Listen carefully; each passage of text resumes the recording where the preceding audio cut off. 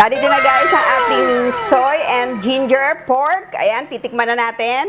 Mas masarap talaga guys pag minarinate muna dahil sobrang malasa siya. Hey guys! Welcome to Master Che! Today, another simple recipe ang ating gagawin. But before we start, please don't forget to like and subscribe!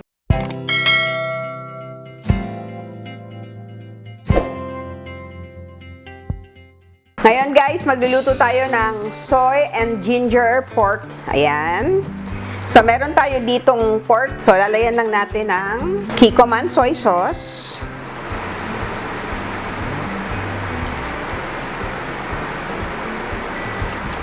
Lagay din tayo ng vinegar.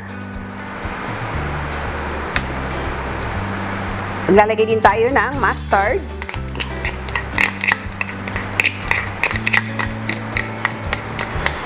And grated ginger.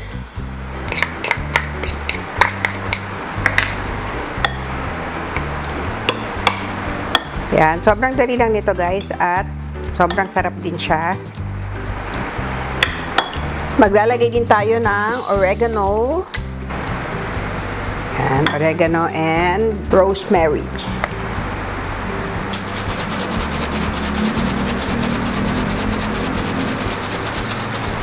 Maglalagay din tayo ng oil para hindi siya dry pag atin siyang pinrito. Yan, ngayon, mix lang natin and that's it guys. Mas masarap to kung overnight para talagang malasa. Lagay din pala tayo ng pepper.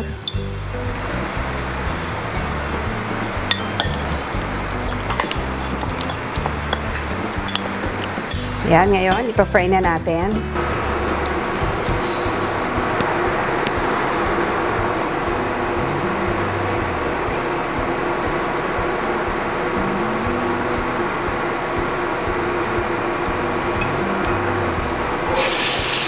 Kung ayaw nyo ng lomo guys, pwede rin kayong gumamit ng kasim or pigi para mas ano siya, mataba, para mas masarap.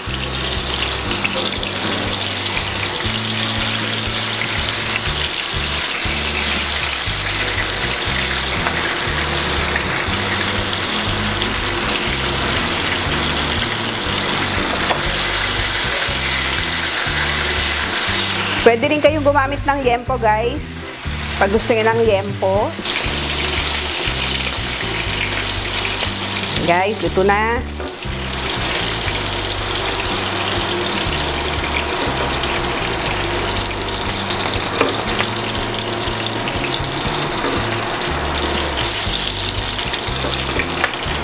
Ngayon, magpi-plate na tayo at titikman na natin.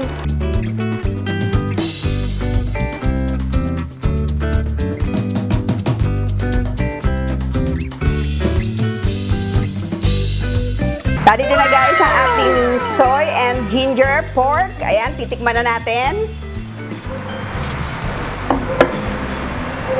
So, bango guys.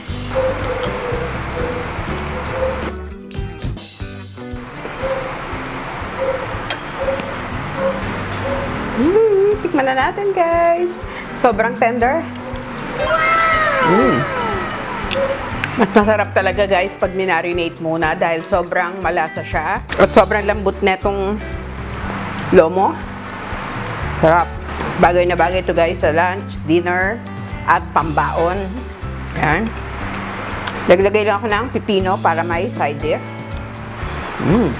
Sana guys nagustuhan ninyo ang ating soy and ginger pork. Try this at home. Napakasimple at napakasarap. And please don't forget to like, subscribe, and click the notification bell para every time may bagong video ay manonotify kayo. Thank you so much and God bless you all. Bye!